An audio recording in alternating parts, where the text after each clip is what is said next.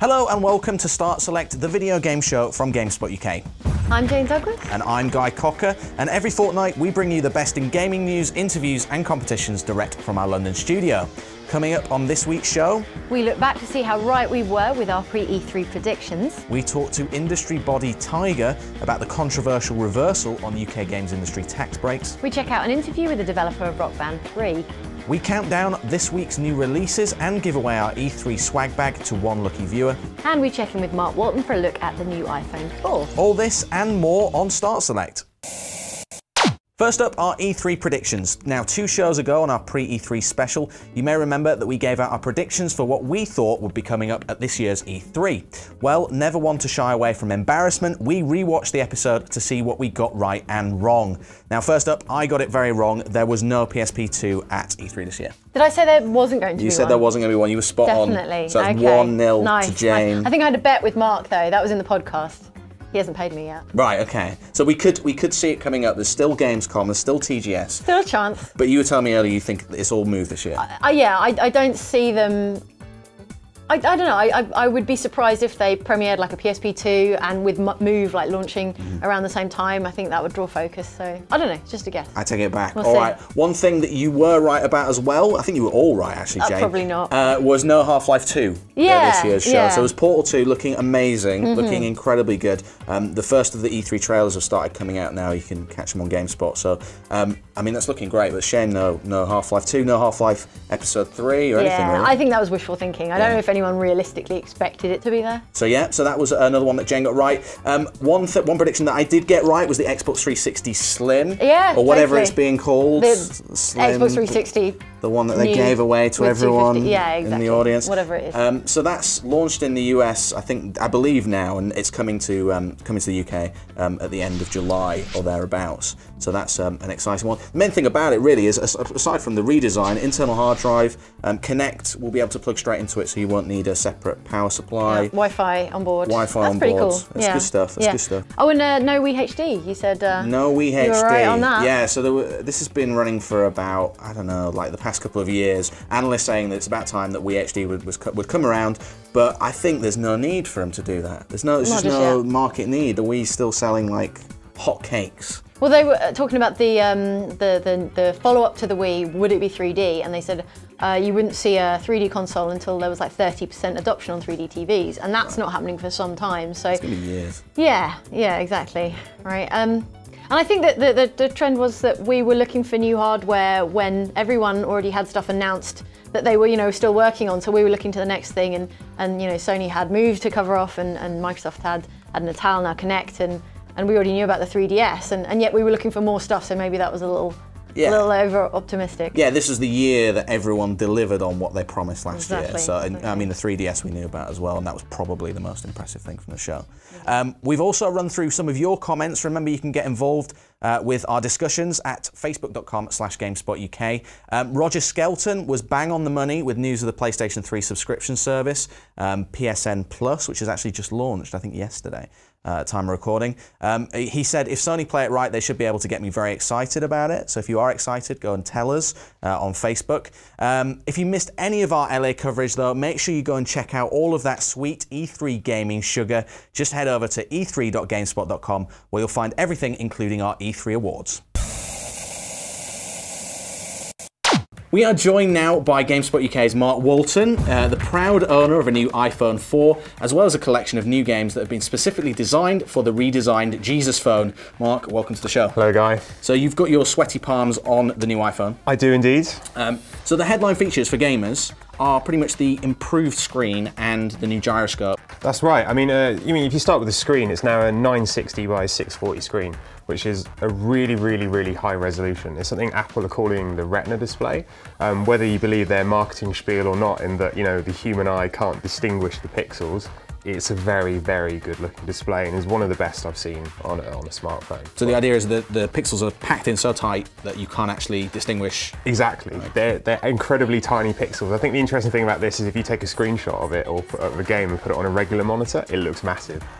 which is just amazing how much they've crammed into it, to be honest. Interesting. And you were saying to me earlier that the new gyroscope is like the jump from the original Wii to Wii Motion Plus. Exactly. So the original iPhone had an accelerometer, which they used for games, much like the Wii remotes did. The Motion Plus added a gyroscope to it, which is what they've done here, and now you can have full one-by-one tracking on all the games you play. It makes it much more accurate.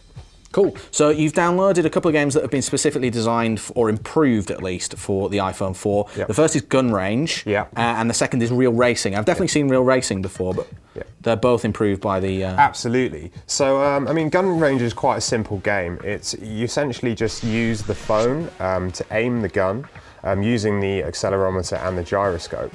So you can select your first gun, which here, you know, is an M60. My gun of choice. Gun of choice, yeah, of course, the M60. And then you can jump into a level, and essentially all you do is you kind of hold the phone like that.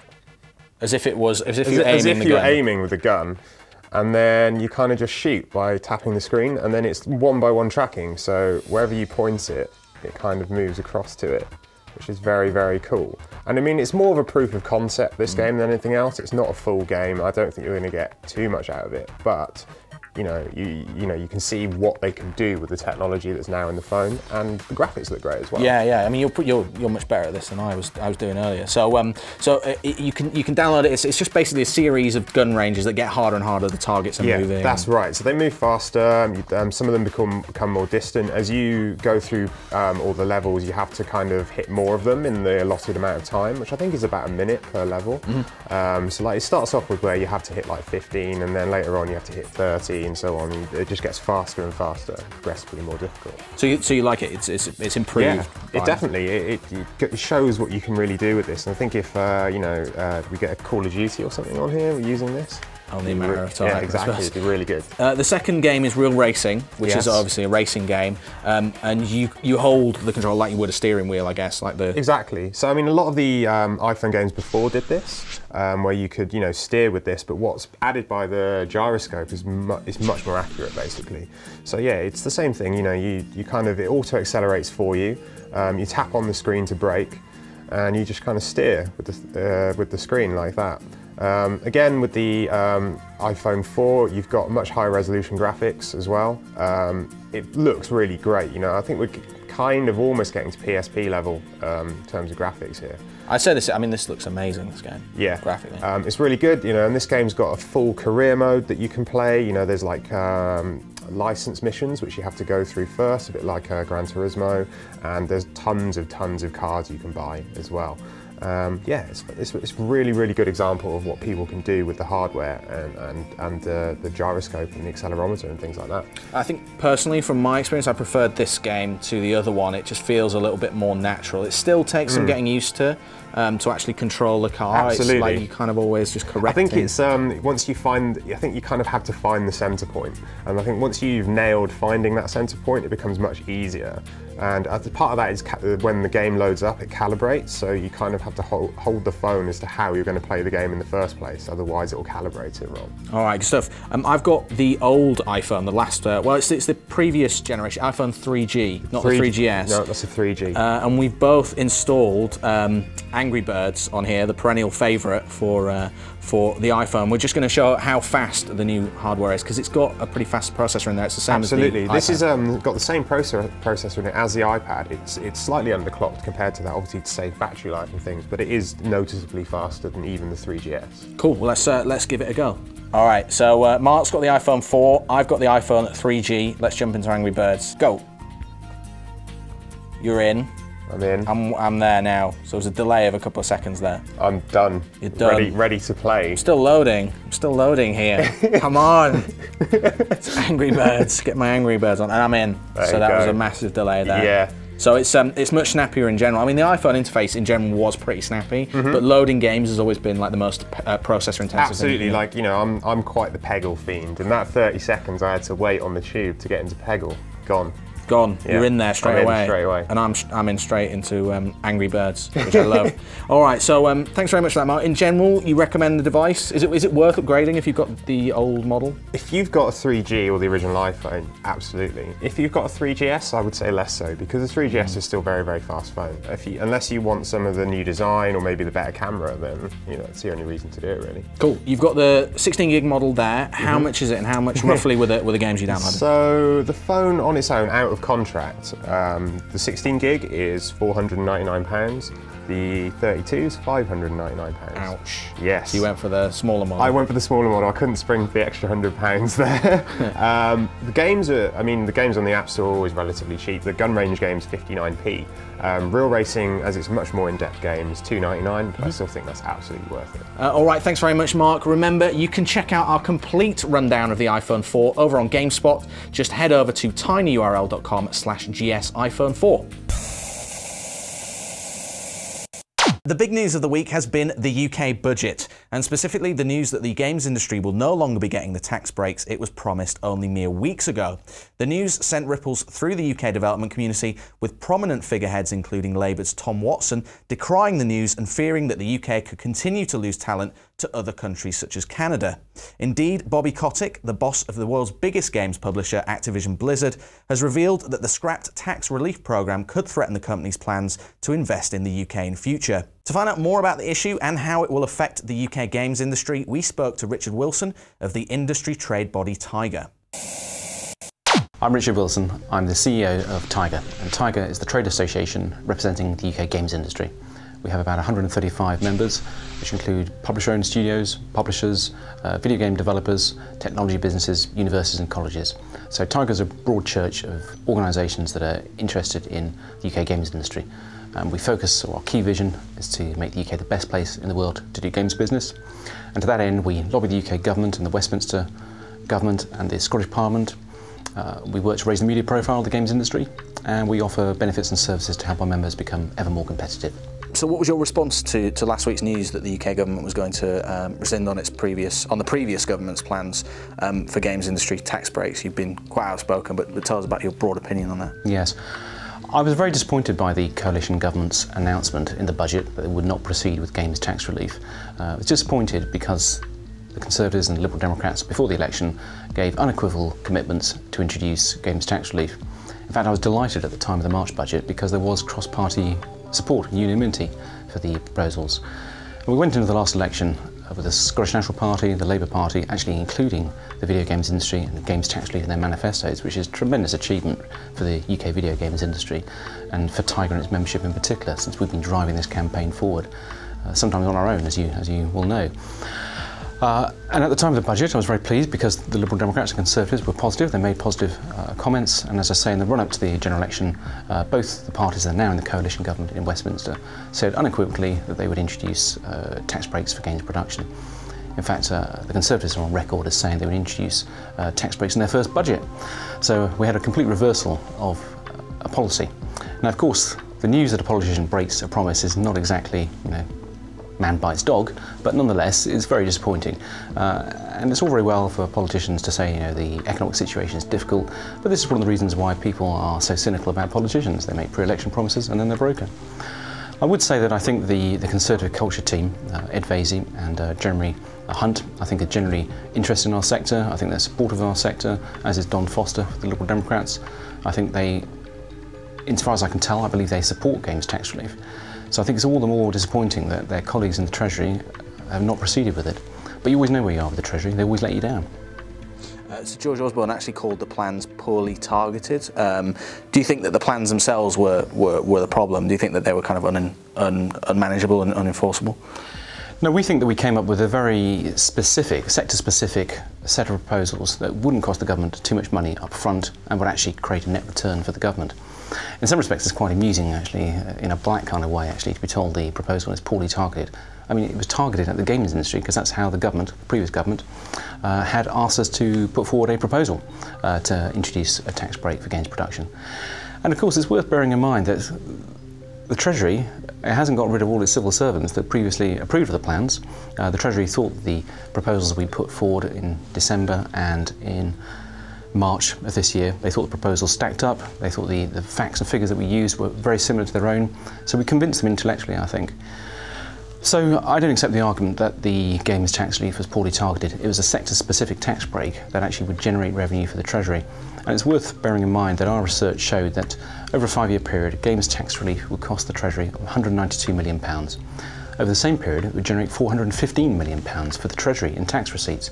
So it was a net earner for the Treasury. And that ignores all the other benefits that games tax relief would have brought in. We calculated that over that 5-year period, it would have generated another 3,500 graduate level jobs, very skilled jobs, well paid jobs. And it would also brought in another £457 million of investment into the UK games industry. One of the reasons why I still remain confident that ultimately we will get games tax relief in, or a very similar fiscal measure, is because the whole sort of zeitgeist of economic policy is about moving the economy or rebalancing the economy away from public services and financial services on the one hand to export-oriented, high-paid, high-skilled jobs on the other. And the games industry, of course, fits that bill perfectly. We're very high-skilled. A typical TIGA member like Real Time Worlds in Scotland or Rebellion in Oxford will have about 80% of their staff qualified at degree level. We know that our industry is export-oriented. Our research shows that 91% of developers in the UK export their games. I mean, that's incredible. Compared to the national average, only about a third of small or medium-sized enterprises actually export. Above average rates of pay, and of course the sector's high technology. Again, our research shows that something like 2/5 of game developers actually have a budget specifically earmarked for R&D, which again is above the national average. So this is just the kind of sector that the coalition government, and indeed any government, should want to support, which is why I believe ultimately our arguments will carry weight. So what's the impact in terms of going forward now, assuming that nothing is going to come in within the next year?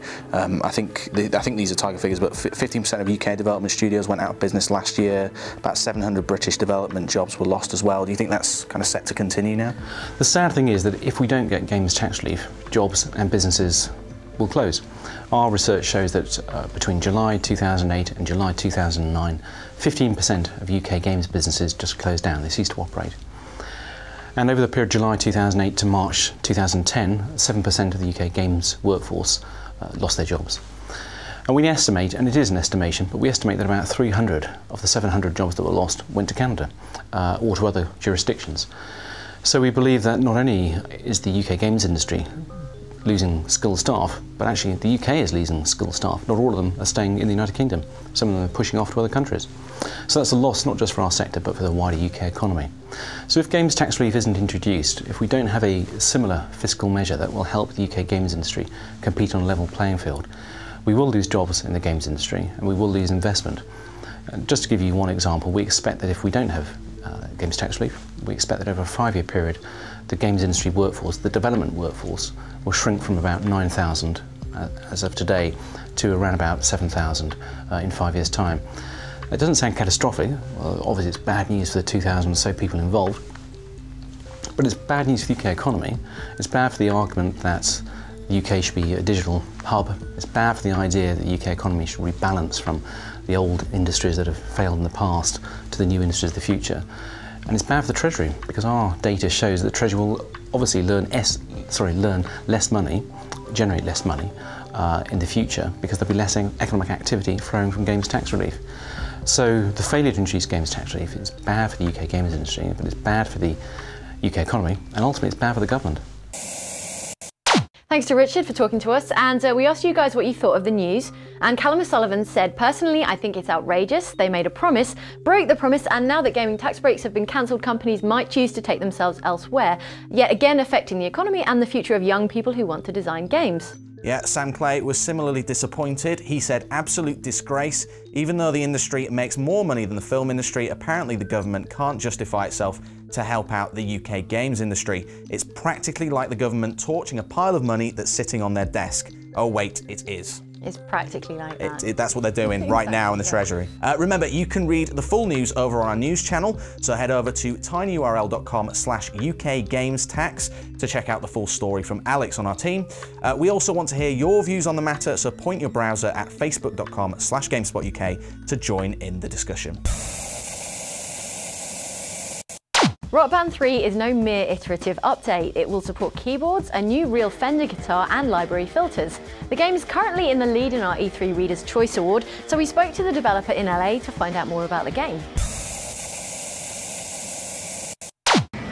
Hey, this is Jane Douglas from GameSpot. We're here at the Harmonix booth on E3 2010, and we're talking to Dan, who's going to tell us all about Rock Band 3. Dan, tell us who you are, what you do, and why should we be so excited about Rock Band 3? So I'm the lead designer on Rock Band 3, and over the last 2 years, me and the rest of the team at Harmonix have been trying to make the ultimate music game. We wanted to go and disrupt the conversation about music games, really innovate in the space, and we think we've done that with things like keyboards, with our pro modes, and like our ground-up reinvention of all of our modes in Rock Band 3. Okay, so tell us all about the keyboards. So the keyboard is a new addition to Rock Band 3. We have a keyboard controller that's a full 2-octave keyboard. You can play it 2 different ways. One is the standard 5-lane way. You've been playing Rock Band and games like it for a while. But the cool thing about it is part of our Rock Band Pro initiative, you can play a 2-octave keyboard in Rock Band at pitch-accurate notes. So on easy, you can play single notes and get in a party situation. On expert, you're essentially playing the keyboard part for a song. So if I was to go through and play on a real piano or a real keyboard, the expert part, I am playing that song. And you got the Pro Guitar mode as well? Yeah, Pro Guitar is amazing. With that, it's kind of the same philosophy as Pro Keys, but ratcheted to a whole nother level. So I can come in on easy with my stringed guitar, which is like a real guitar, or the button guitar, which is like a button simulation of it. I can go on easy and just play single notes. I can go up to medium and learn power chords and basic chords, all the way to expert, where on expert I'm playing the actual guitar part. If I was to get a guitar and plug it into an amp, I'm playing the real guitar part on expert. Was this the plan all along, just to teach us how to play keyboards and guitars? We've always wanted to do it for a while, but after seeing getting Rock Band into people's houses and getting people familiar with playing with a band, it really was the next step for us. Okay, so tell us about the content, what we're going to get in the set list, and about the backwards compatibility with other songs. Absolutely, we have 83 songs on a disc by 83 amazing bands. Power of Love, Bohemian Rhapsody by Queen, Break On Through by The Doors, never been in a music game before. Modern stuff as well, like the White Stripes, there's some Them Crooked Vultures, Metric is in there. It's also always compatible with all of our DLC, so the 1,500 songs that are out right now work with Rock Band 3. You have AC/DC export, Green Day export, all works in Rock Band 3, and we're going to have at least 2,000 songs by the end of the year that you can build your music library up with. Okay, so that's like a 2,000 strong music library. We saw you've got some kind of filtering system to help people navigate. That's a lot of music, right? So... Yeah, that's a huge deal if you've got a lot of songs. You don't have to scroll down to the end of a 2,000 song list. So I can go through in Rock Band 3 and say, only show me Rock Band 3 songs that are under 3 minutes long and are from the 80s. So I can have like an 80s party without people playing huge epic songs. And we saw you've got the all-player mode. Tell us about that. Yeah, so we can have 7 people playing at once in Rock Band 3. You can have guitar, bass, and drums like we've had before. The keyboard controller, which is all new, really fun. And also vocal harmonies. We've had them in the Beatles Rock Band and Green Day Rock Band. It's just a really fun way to get 3 people together and singing. And with now in Rock Band 3, 7 people all playing at once. That's a lot of controllers to have in a living room, right? It's a really good party. Excellent. Okay. Well, what about we were just in the demonstration there, and they were showing us the drop in and drop out, like it's all over the game, right?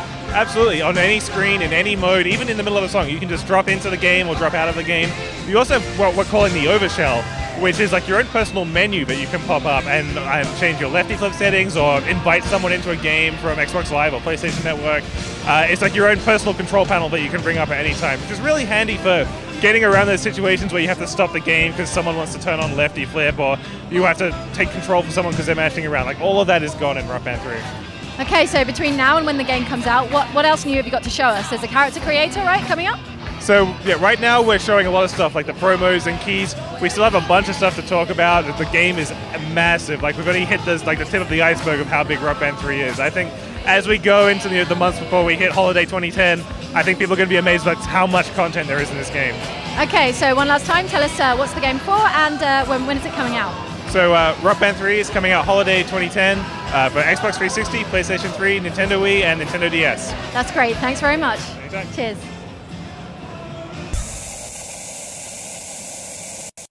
All right, time for this week's new releases now. These are the biggest games hitting UK stores this weekend. All right, first up we have a Sniper, Ghost Warrior on Xbox 360 and PC. This puts you into the suit of a sniper as you attempt to accomplish a wide array of sniping and assault missions. It hits the Xbox 360 and PC this Friday. Next up is APB on the PC, practically the only MMO that I'm interested in this year. APB is an online, massively multiplayer game that revolves around an ongoing turf war between street gangs and law enforcers known as the Squads. It's from the designer of the original GTA, as well as the team that made the original Crackdown, so hopes are high for this crime-based MMO. Next up, Tiger Woods PGA Tour 11 on Xbox 360, PS3 and Wii. We gave Tiger Woods PGA Tour 11 an 8.5 in our review. It adds the Ryder Cup mode and will support Sony's new PlayStation Move controller for the first time. And finally, Arma 2 Operation Arrowhead on the PC. Operation Arrowhead is the first expansion pack for Arma 2 and is available this Friday. This week on Start Select, we have a very special prize for one lucky viewer. It's the chance to win this massive bag of swag, which we collected from the E3 show floor. Now, Jane, you were pretty active, grabbing everything like a kid in the candy store. I was trying. Some of them are quite demanding. If you want a T-shirt, you've got to sit through interviews and demonstrations. Yeah, we got Lego figures from Lego Universe, which was pretty good actually. And yeah, they had like pick and mix bins to make your own Lego figures. Yeah, that was cool. It said like one per person. But you went straight in there. Yeah, exactly. You don't care about no authority.